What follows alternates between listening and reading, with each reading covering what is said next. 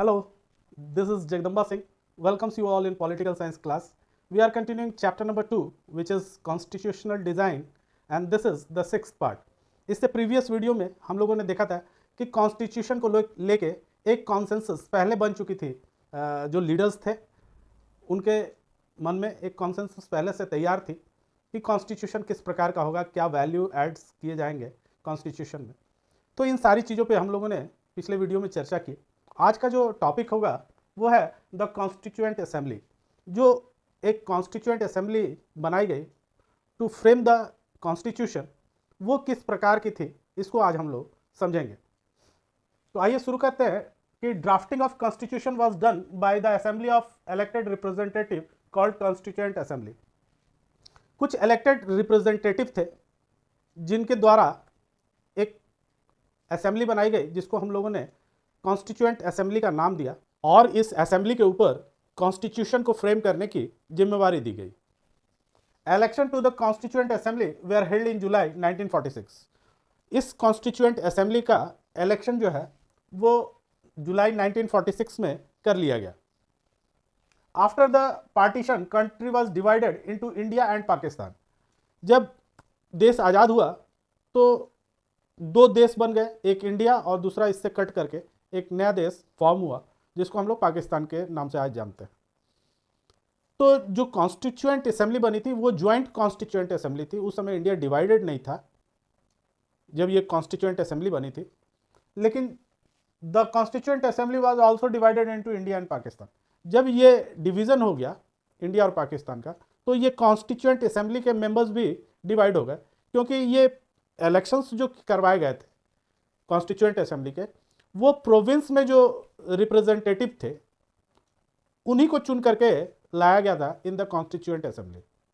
और जो कॉन्स्टिट्यूएंसी पाकिस्तान की तरफ थे उन असेंबली मेंबर्स को फिर इंडियन कॉन्स्टिट्यूशन से उनके नाम को डिलीट कर दिया गया, उनके नाम को हटा दिया गया। तो अंत में हम देखते हैं कि the constituent assembly of India that wrote the constitution has 299 members. पहले ज्वाइंटली इसकी संख्या ज़्यादा थी, लेकिन after the partition the Indian constitution was wrote by 299 members of the constituent assembly. जो मुख्य तौर पे कॉन्स्टिट्यूएंट असेंबली के मेंबर्स बचे पाकिस्तान के मेंबर्स को निकाल देने के बाद, उनकी संख्या थी 299, और इन 299 को ही ये जिम्मेवारी दी गई कि आप कॉन्स्टिट्यूशन का निर्माण करें, उसका फ्रेमवर्क तैयार करें। The assembly adopted the constitution on 26 नवंबर 1949। 1949 को ये कॉन्स्टिट्यूशन को अडॉप्ट कर लिया गया। जो इंडियन कॉन्स्टिट्यूशन बन करके तैयार हुआ था, इसको नवंबर 1949 में इसको अडॉप्ट कर लिया गया, but it comes into effect on 26 जनवरी 1950। लेकिन ये इफेक्टेड हुआ 26 ऑफ जनवरी 1950 से। तो ये 2 महीने का बीच में जो समय था, नवंबर में अडॉप्ट कर लिया गया और फिर इसको जनवरी में किया गया। तो ये 2 महीने का जो गैप था, इसमें फिर से उसको एक बार रिवाइज किया गया और उस पर सब कॉन्स्टिट्यूएंट मेंबर्स के सिग्नेचर्स हुए, तब इसको जा करके फाइनली इसको इफेक्ट में लाया गया ऑन 26 जनवरी 1950 को। 26 January is celebrated as Republic Day every year. और जैसा कि हम लोग जानते हैं कि हम लोग रिपब्लिक डे मनाते हैं हर 26 ऑफ जनवरी को। हर साल ये रिपब्लिक डे हम लोग सेलिब्रेट करते हैं, क्योंकि इसी दिन कॉन्स्टिट्यूशन जो था वो इफेक्ट में आया था हमारा। तो ये चीज़ें ये बता रही हैं कि किस तरह से कॉन्स्टिट्यूएंट मेंबर्स सेलेक्ट हुए थे और उनकी संख्या कितनी थी। इस बात को हम लोगों ने समझ लिया। अब आज के दौर में अगर हम ये देखते हैं तो पाते हैं कि ये जो कॉन्स्टिट्यूशन बना हमारा, इसको बने लगभग 7 डेकेड से ऊपर हो चुके हैं, यानी 70 साल से ऊपर का समय हो चुका है कॉन्स्टिट्यूशन को बने। तो क्या आज भी इसकी ज़रूरत है हमको, या कोई नया कॉन्स्टिट्यूशन को फ्रेम करने की ज़रूरत है? इसको हम लोग आगे समझने की कोशिश करते हैं। आखिरकार ये सवाल उठता है कि why should we accept the constitution made by this assembly more than 7 decades ago. एक ऐसी असेंबली जिसने 7 दशक पहले जिस कॉन्स्टिट्यूशन को फॉर्म किया, उसको आज भी हम लोग एक्सेप्ट करें, ये क्यों ज़रूरी है? ये जानना ज़रूरी है कि ऐसी कौन सी बातें कॉन्स्टिट्यूशन में हैं जो 70 साल बाद भी इसको आज बिल्कुल रेलिवेंट बनाए हुए हैं इंडिया के संदर्भ में। तो कुछ पॉइंट्स हैं, 3 पॉइंट्स हम लोग डिस्कस करेंगे। आइए पहले पॉइंट को देखते हैं कि the constitution does not reflect the view of its member alone. ये कॉन्स्टिट्यूशन जो है, जो बना है, ये सिर्फ उन मेंबर्स के ही व्यू को नहीं शो करता है जिन्होंने इसको कंस्ट्रक्ट किया, ये पूरे इंडिया को शो करता है। It express a broad consensus of its time. ये एक ब्रॉड दायरा इसका बहुत बड़ा है और पूरे इंडिया के चीज़ों को इसमें शामिल किया गया है। तो ऐसा नहीं है कि केवल वो जो कॉन्स्टिट्यूएंट मेंबर्स थे उनके विचारों पे आधारित ये कॉन्स्टिट्यूशन है, बल्कि ये कॉन्स्टिट्यूशन जो इंडिया का है, ये इंडिया के ब्रॉड कॉन्सेंस को दिखाता है, इसके व्यापक सोच को दर्शाता है। Over the last half a century, पिछले 50 सालों से ज़्यादा हो चुके हैं इस कॉन्स्टिट्यूशन को अडॉप्ट किए हुए इंडिया को। Several groups have question some provisions of the constitution. समय समय पर कुछ ग्रुप्स उठते हैं और कॉन्स्टिट्यूशन के किसी एक या किसी 2 प्रावधान पे ऑब्जेक्शन करते हैं कि ऐसा नहीं, ऐसा होना चाहिए। ये बातें अक्सर उठकर आती है और ये स्वाभाविक भी है। किसी देश में जहाँ एक कॉन्स्टिट्यूशन है वहाँ समय समय पर उसमें अमेंडमेंट्स होने स्वाभाविक है। तो जब भी सरकार को ऐसा महसूस हुआ कि उसमें अमेंडमेंट्स की ज़रूरत है और लोगों ने आवाज़ उठाई, किसी ग्रुप ने आवाज़ उठाई, तो उसकी बात को समझा गया, उसकी बात को रियलाइज़ किया गया और समय समय पर इसमें संशोधन किए गए हैं। लेकिन नो लार्ज सोशल ग्रुप और पॉलिटिकल पार्टी, कोई भी अभी तक इन 70 सालों में कोई भी बड़ा ग्रुप जो पूरे इंडिया के स्तर पे हो, ऐसा कोई ग्रुप या फिर कोई political party has ever question the लिगमेटेसी ऑफ द कॉन्स्टिट्यूशन इटसेल्फ। इसकी वैधता पर कोई प्रश्न किसी ने खड़ा नहीं किया, चाहे वो कोई बहुत बड़ा ग्रुप हो जिसका महत्व पूरे इंडिया के स्तर पे हो या फिर कोई पॉलिटिकल पार्टी हो। ऐसा कोई भी इंस्टीट्यूशन नहीं था जिसने प्रश्न खड़ा किया हो कि ये कॉन्स्टिट्यूशन जो है वो वैध नहीं है या इसकी वैधता पर कोई प्रश्न हो। तो ये सारी चीज़ें कभी देखने को नहीं मिली इन 70 सालों में। तो ये बातें ये इस बात को साबित करती हैं कि जो कॉन्स्टिट्यूशन फ्रेम हुआ है वो आज के समय में भी उतनी ही रेलिवेंट है जब इनको फ्रेम किया गया था। हाँ, समय समय पर कुछ इसके आर्टिकल्स में, कुछ चीज़ों में जरूर अमेंडमेंट्स लाए गए हैं और ये परिवर्तन जरूरी भी है। इसीलिए कॉन्स्टिट्यूशन ने खुद उसके अंदर अमेंडमेंट्स के प्रावधान रखे हैं कि कभी भी जैसा उचित समझा जाए, सरकारों को जैसा उचित लगे, वो समय समय पर संविधान में संशोधन करते रहे। ये जो कॉन्स्टिट्यूएंट असेंबली थी ये पूरे इंडिया को रिप्रेजेंट करती थी। The constituent assembly represent the people of India. ये पूरे इंडिया को रिप्रेजेंट करती थी। आइए इसको समझते हैं कि कैसे। It has been not chosen directly by all the people of India. ये जो असेंबली थी, constituent assembly, it was not chosen by the people of India directly. इनको वोट के द्वारा नहीं चुना गया था। अब इनकी प्रक्रिया को जरा समझ लेते हैं कि कैसे इनको चुना गया था। was elected mainly by the members of existing provisional legislature। 1935 में गवर्नमेंट ऑफ इंडिया एक्ट अंग्रेजों ने पास किया और इसके तहत उन्होंने जितने भी प्रोविंस थे इन ब्रिटिश गवर्नमेंट, जितने भी प्रोविंस थे, जैसे आज स्टेट कहे जाते हैं उस समय उनको प्रोविंस कहा जाता था। तो जैसे आज स्टेट्स के चुनाव होते हैं वैसे उस समय प्रोविंस के चुनाव कराए गए इस एक्ट के अनुसार। और उनमें जो रिप्रेजेंटेटिव चुन करके आए उनमें से कुछ रिप्रेजेंटेटिव को इलेक्ट किया गया फॉर द कॉन्स्टिट्यूएंट असेंबली। तो ये कॉन्स्टिट्यूएंट असेंबली जो बनकर तैयार हुई इसमें सभी प्रोविंस की भागीदारी थी। ऐसा नहीं था कि कोई एक विशेष प्रोविंस से सारे कॉन्स्टिट्यूएंट असेंबली के मेंबर्स को चुन के ले आया गया था और they are elected directly by the people of India. ये उन प्रोविंस में चुने गए मेंबर्स थे और फिर इनको प्रोविंस से लेकर के आया गया। जैसे आज राज्यसभा का चुनाव होता है उसमें प्रोविंस से यानी स्टेट से लोगों को लेकर के आया जाता है इन द राज्यसभा। ठीक वही प्रक्रिया उस समय कॉन्स्टिट्यूएंट असेंबली के लिए लागू की गई और वहाँ से उन लोगों को पिक किया गया। It ensure a fair geographical share. of the members of all the regions of the country. ये प्रोविंस, चारों तरफ प्रोविंस फैले हुए थे उस समय ब्रिटिश गवर्नमेंट में, तो सारे प्रोविंस का रिप्रेजेंटेशन इसमें आ गया। जब हम लोगों ने वहाँ से पिक किया कॉन्स्टिट्यूएंट असेंबली के मेंबर्स को, तो उनमें सारे प्रोविंस के रिप्रेजेंटेटिव्स वहाँ आ गए, यानी कि सबका जोग्राफिकल शेयर उसमें बन गया इन द कॉन्स्टिट्यूएंट असेंबली।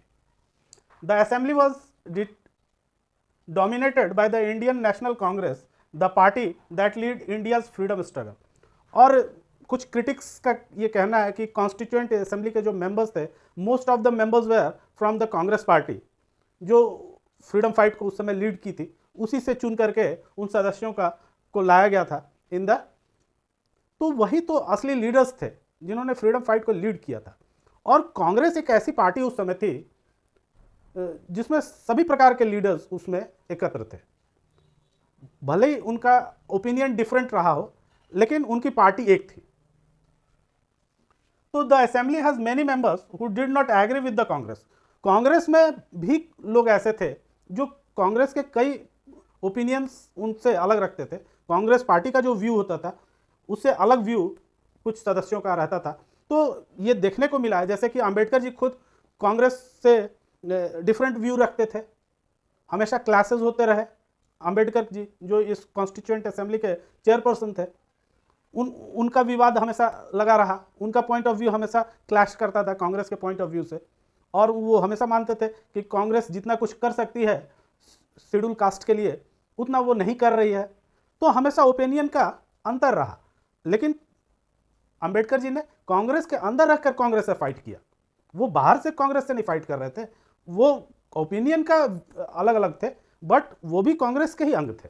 तो इस तरह से हम कह सकते हैं कि अलग अलग ओपिनियंस के लोग भी उस समय कांग्रेस में थे, लेकिन उनका वो एक ही पार्टी के सदस्य रहे। तो the assembly represented members from the different language group, caste, class, religion and occupation. तो हम लोग ये कह सकते हैं कि इसमें भले ही पॉइंट ऑफ व्यूज अलग अलग रहे हो, लेकिन एक ऐसा ग्रुप था जो इंडिया के फेवर में था और इंडिया को चाहता था कि एक मजबूत राष्ट्र बने, और इसलिए इसमें जो है डिफरेंट लैंग्वेज ग्रुप्स के लोगों को इन्वॉल्व किया गया। कास्ट, क्लास और रिलीजन अलग अलग थे, लोगों के ऑक्यूपेशन अलग अलग थे। तो देख रहे हैं कि सारी डाइवर्सिटीज़ को लेते हुए एक ग्रुप कॉन्स्टिट्यूएंट असेंबली की तैयार की गई और उसके जरिए फिर एक कॉन्स्टिट्यूशन का निर्माण किया गया। तो हम लोग कह सकते हैं कि इसमें सारे ग्रुप्स का रिप्रेजेंटेशन था। कॉन्स्टिट्यूएंट असेंबली के मेंबर्स ने जिस शुद्धता के साथ कॉन्स्टिट्यूशन को बनाने का काम किया, उसने कॉन्स्टिट्यूशन को एक पवित्र ग्रंथ बना दिया। आइए इसको जरा समझते हैं कि कैसे। The manner in which the constituent assembly work gives sanctity to the constitution. इसने बिल्कुल इसके जो कॉन्स्टिट्यूशन के जो फ्रेमर्स थे, उन्होंने इतने पवित्र भाव रखे कॉन्स्टिट्यूशन बनाते समय कि वो पवित्रता दिखाई देती है आज भी कॉन्स्टिट्यूशन के अंदर। इसको समझने की कोशिश जरा करते हैं कि some basic principle were decided and agreed upon. पहली बात तो थी कि इतने आपस में क्लैश होने के बावजूद वो लोग बेसिक प्रिंसिपल्स पे एग्री हो गए। ये एक बहुत बड़ी उपलब्धि थी कि जहाँ इतने डिफरेंट ओपिनियंस हों, वहाँ कुछ बेसिक प्रिंसिपल्स पे, कुछ बेसिक वैल्यूज़ पे जिनको कॉन्स्टिट्यूशन के अंदर ऐड किया जाना है, उस पर एग्री हो जाए सब लोग। ये एक बहुत बड़ी बात थी। तो then at drafting committee chaired by doctor B.R. Ambedkar draft a constitution for discussion. उसके बाद एक ड्राफ्ट कमेटी बनाई गई जिसके चेयरपर्सन डॉक्टर भीमराव अंबेडकर को नियुक्त किया गया, और उनके नेतृत्व में, उनके गाइडेंस में एक ड्राफ्ट कॉन्स्टिट्यूशन का तैयार किया गया, और उसको फिर डिस्कशन के लिए जो कॉन्स्टिट्यूएंट असेंबली के मेंबर्स थे उनके पास उपस्थित किया गया।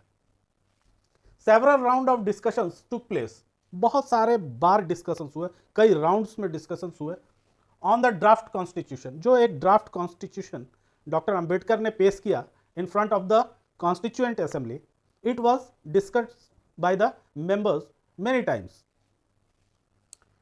Clause by clause. इसको कई पार्ट्स में किया गया। जैसा कि हम लोग जानते हैं कि कॉन्स्टिट्यूशन जो है वो 25 पार्ट्स में है, इसके 25 पार्ट्स हैं। तो उन 25 पार्ट्स को एक एक पार्ट करके सारे पार्ट्स पे जबरदस्त डिस्कशंस हुए in the constituent assembly. More than 2000 amendments were consider. वो बहस इतनी जोरदार थी, आप इसका अंदाजा इस बात से ले सकते हैं कि 2000 से ऊपर अमेंडमेंट्स आए कि ये जो ड्राफ्ट की गई है कॉन्स्टिट्यूशन, इसमें 2000 से ऊपर अमेंडमेंट्स आए कि इसमें संशोधन की जरूरत है। The members deliberated for 114 days spread over 3 years। ये लगभग 3 साल लग गए इसको बनाने में और 114 वर्किंग डेज उन लोगों ने लगातार काम किया और तब 3 साल के अंदर एक लंबे ड्यूरेशन में ये संविधान हमारा तैयार हुआ। Every document presented and every word spoken in the constituent assembly has been recorded and presented. ये जितनी भी कार्रवाई कॉन्स्टिट्यूएंट असेंबली में हुई इनको रिकॉर्ड किया गया और ये सारे लोगों के प्रेजेंस में इसको डिस्कस किया गया। यानी कि वहाँ जो एक दर्शक दीर्घा होती है पार्लियामेंट में, वहाँ लोग बैठ सकते थे और इस डिबेट को सुन सकते थे जो कॉन्स्टिट्यूएंट असेंबली में हो रहे थे। यानी कि उस समय भी जो कॉन्स्टिट्यूएंट फ्रेमर्स थे वो इतने खुले विचार के थे कि कॉन्स्टिट्यूशन को कैसे फ्रेम किया जा रहा है, ये लोग आए बैठे असेंबली में और देखें, इस चीज़ को अनुभव करें कि इनको कैसे फ्रेम आउट किया जा रहा है, किस प्रकार के डिस्कशंस हो रहे हैं।